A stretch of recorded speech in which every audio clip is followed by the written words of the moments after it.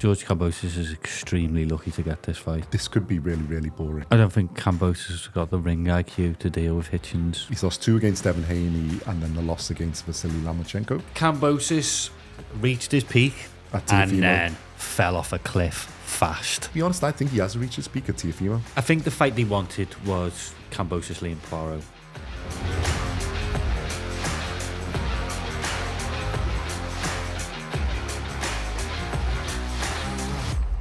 Welcome back to BoxCast. In this episode, we're going to look up the upcoming super middleweight fight between Richardson Hitchins and George Kambosis Jr. For the IBF World Junior Welterweight Championship, taking place on June the 14th, 2025, at Madison Square Garden in New York, USA. I think it's going to be streamed on DAZN, both in the US and the UK. Let's start with a tale of the tape.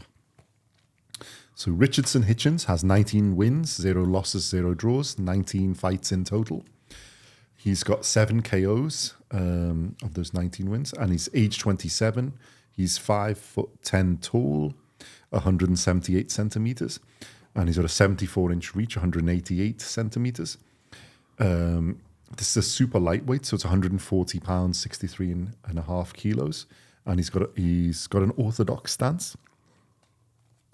George Kambosis Jr. has 22 wins, 3 losses, 0 draws, 25 fights in total, 10 wins by KO. He's age 31.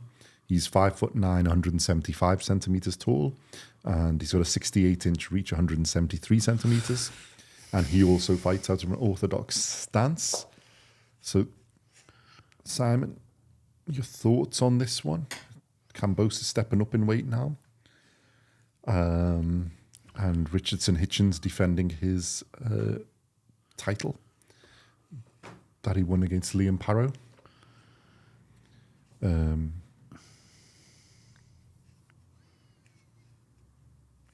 This could be really, really boring. Or it could be epic. It could be either way. I agree with that. Because Richard Hitchins is really a boxer, and then Kambosis can be, I wouldn't say he's just a boxer. He can be interesting. Obviously, he has got a big name. He was a champion at lightweight. And then he's lost a few fights. So he's lost 2 against Devin Haney and then the loss against Vasily Lomachenko. He also lost against Baxi Hughes as well. Well, yeah, that was one of our earlier videos. You should watch that one. I don't think I had him beating Jake Wiley either. In his last fight. Well, there was this close scorecard and a bit wilder. A bit wily. I was going to say and a bit wider in 2 of the cards, isn't it? I don't remember. I think he did win, but it wasn't like he did win that one, but it wasn't Look, let's be honest. That was a step up fight to 140, isn't it? I think Maxi Hughes was unlucky in his because there was a drawn card and then there's a 115, 113, which is right, and then there's one. One of these. We get one of those squid judges who's obviously George Kambosis' uncle or something. Exactly. Look, Joseph Kambosos, who gave it wide. I think the fight they wanted was Kambosos Liam Poirot, all Australian affair, wasn't it? Let's be honest. Yeah. Richardson Hitchins Put a fly in that ointment. He put on a masterclass, didn't he? It was a great boxing performance. He basically did to Liam Poirot what Liam Poirot did to Silvio Matias. Now. And Poirot didn't really have any answer to his... Kambosis is trickier because he he's can fight in a few he's on different ways. I mean, in boxing skill, I think Hitchins is... I don't rate George Kambosis. Oh, come on, you're gonna hurt our Australian I know, fans' but feelings. I just don't. That was my hint for you, Australian fans, to put some comments in. I really don't rate him. Well, no, I think Kambosos is a good boxer, but I think he's really made his name on beating Teofimo Lopez Teofimo was a bit like I admire what George Kambosis done. He's flown over from Australia. He's fought around Britain, Europe, blah blah blah. Beat Lee Selby, who was a fantastic boxer. Beat Teofimo. He's done it the hard way. Can't knock him for that. Got schooled by Devin Haney. Got schooled by Lomachenko. Mm-hmm. He only fights... See, the thing is, I think Hitchins is like a a mini version of Haney's style, isn't it? He's a boxer. And I think when he's come up against people who are boxers, he's struggled. Teofimo is, but I think Teofimo underestimated him. Yeah. And also, I think the weight was a bit low for him. And, I'm not making excuses, but we've had a lot of our Teofimo fans who've put in the comments, and we have read your comments that, he wasn't exactly there. He was ill or whatever it was. And that's, and it was still a close fight. But to be fair, that was a masterclass from Kambosos. It was, but George Kambosis can only fight one way. He cannot adapt free And then Haney has, when Haney's come, to his backyard as well, twice, he's just basically schooled him. And both but this is what I'm saying. Sweeped him. Maxi Hughes really should have got a win. And Lomachenko took him out in 11 rounds. 11 rounds. With the body shot as well, and just wore him. But he just, it was a pretty one-way contest with Loma as well. So yeah, and Hitchins, I have is like Haney level. Not yet, but he's on that journey. So I can't really see past him getting beaten by Kambosos, unless Kambosos pulls out one of those, an epic performance. What would you say? Because Hitchins can box. But boring, but he can box. I don't think Kambosos has got the ring IQ to deal with Hitchins. Yeah. Like I think Hitchins' ring IQ, boxing skill is at a different level.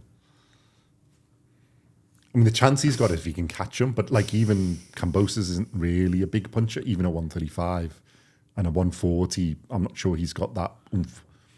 I think that's your chance of beating Hitchins is if you've got if you've got an equalising punch. Punches, and I would say I don't think Kambosos has got that one punch power to get. Even if he could catch Hitchins, to rock Hitchins back in, but take Hitchins out of his rhythm.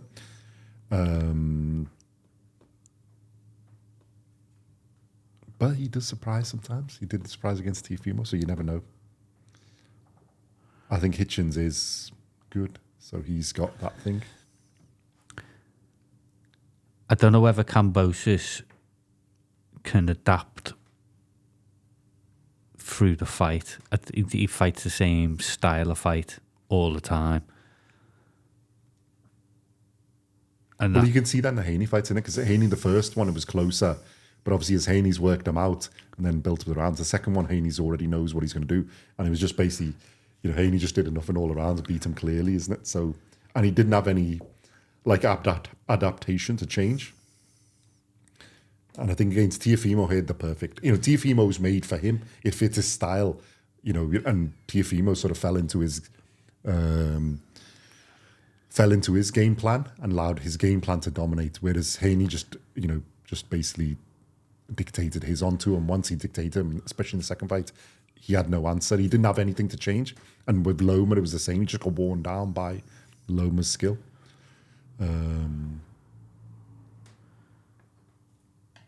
And he had no answer for it, no real adaptation. Although he put up a good fight, but it was just, just one way really, overall. So the same here. I don't know if he's got any answers to what Hitchins brings to the table. Nope. Like I say, Hitchinson's a really, really good boxer. He can make other boxers look really, really. I mean, he goes normally all the way. He's not really a knockout artist, even less than Kambosos. But yeah, skill-wise, he does make other ones look like, they're still learning how to box, basically. And I think the way to get at Hitchins, you'd have to have enough to upset his rhythm, isn't it? Don't let him get in a rhythm.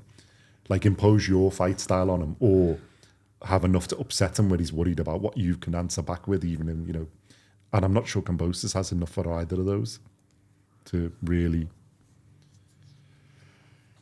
do it. I mean, Kambosos does have the name. I'm probably more named than Hitchins, so this is a good fight for Hitchins. I think it's really a good... it's a good opponent for my Hitchins to get a fight against an experienced fighter, but I think he should get through it fairly straightforwardly. It's a good contest, but... Yeah, I think George Kambosis is extremely lucky to get this fight. Well, he's got his name, isn't it? And I think that's what he brings. Yeah, I think the plan was for him and Paro, which would have been a huge fight in Australia. which was what they wanted to get to do. But obviously, Hitchins messed up those plans. So this is the next best thing. But I think he's got it because it was already there. And like I said, it's probably a decent payday for both. And a step up in payday for Hitchins because it's a good opponent. I mean, he's a bigger name than Liam Parrow, Kambosos. So I'm not sure he's a better boxer, but he's a bigger name. So it's a good fight. But I can't really see. I'm trying to think of if I can make a case for Kambosos, and I can't really. Nope. I can't myself. So Kambosos fans, let us know in the comments if we are completely ruling them out for no reason. Hitchins fans, let us know what your thoughts are. Shall we predict then? Wide points for Hitchins. UD Hitchins. Yeah, I want to go for decision for Hitchins as well. Possibly every round. Yeah. Should we get the odds? The odds are... see. Get the rankings as well, isn't it? iPad has gone crazy.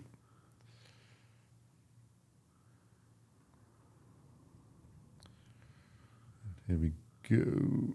Right, the prediction, BoxLive prediction is 77% for Hitchins, 23% for Kambosos Jr., 61.5% is decision for Hitchins. Yeah, I think that's the obvious way to predict a fight. There's actually 15% KO for Hitchins, which is interesting. 15% decision for Kambosos and about 8% KO win for Kambosos. Interesting. And then the betting odds is 1-12 minus 1,200 for Hitchins and 13-2 plus 650 for Kambosos. So it's a pretty big set. I think everybody's on the same sort of page. But Kambosos is one of those who can don't rate him. I just don't think it will be in this case because he's up against the consummate it's boxer. like Kambosos reached his peak and then fell off a cliff fast.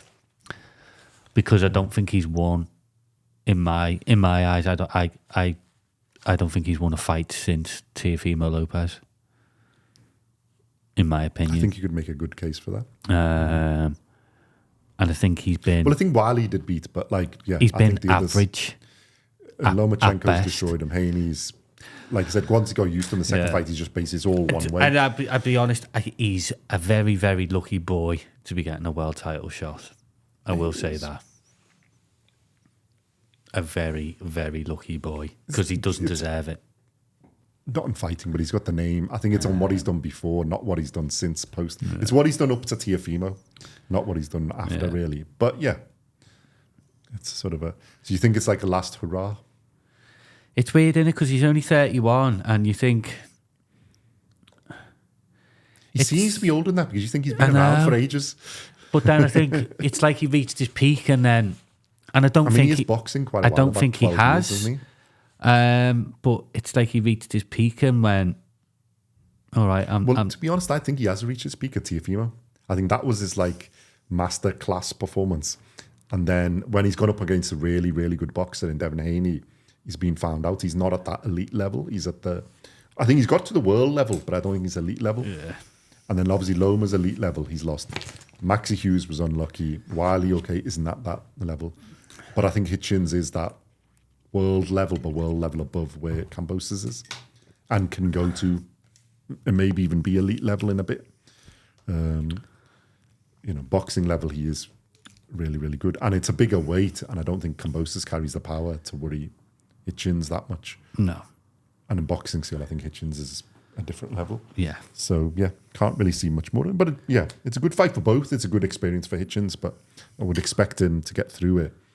And in rankings at super lightweight, where are we? Yeah, he's the number 2. And Teofimo's numero uno. Hitchins is number 1 in ring. Parrow's still number 5. But Kambosos is on. Well, he's after Subriel Matias, he's the 3rd mandatory for the IBF. So that's why the fight's really happening. Because he's sneaked above Liam Parrow, isn't it? No. So I think that's really the reason for the fight. But I think there's a bit of room for unification in this division that needs to get going, isn't it? Yeah. Now that Mateus is back on the game, he's got back into his flow. Teofimo's... Well, look, Teofimo looks like he's jumping in weights.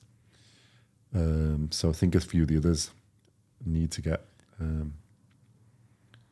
going. That and Puello's probably the one after this for Hitchins. Possibly. But I think there's probably other fights there that he could have. There's Dalton Smith coming up, who's been quite good. Cattrall slowed down, but he's got a fight anyway against Harlem Eubank. Yeah. And like I said, Mateus is coming back up on the thing as well. You've got Gary Antoine Russell, although he had a loss, which has slowed down him. And Barboza Jr., if he's back into that mix, is quite good. But obviously, Teofimo slowed him down. So there's a few fights there. But yeah, let us know your thoughts in the things. Richardson, Hitchins fans, George Kambosis Jr. fans. We know we have Australian fans as well. So let us know your thoughts. Are we ruling them out, or do you think that's a fair sort of portrayal of what the fight is? Or do you think George Ferocious Kambosis Jr. can pull out a miracle from here and pull off a big... I think it's a fairly big upset. I think that's not unkind to call it that. If he can pull one out against Richardson Hitchins. And an epic bit for his career, because he'd be world champion in another weight class, which is huge. Well done. So yeah, let us know your thoughts. Thank you very much for watching, and we shall see you in the next set of videos. There's a lot of really good fights coming up, so we will try and to be making some videos for those. I'm trying to add a bit more, so yeah, support the channel. It helps us, motivates us to move, and press the notification bell so you get our videos and hopefully watch them if you're subscribed. And if you're not subscribed, subscribe. And let us know your thoughts in the comments, and we shall see you in the next one. Thank you very much.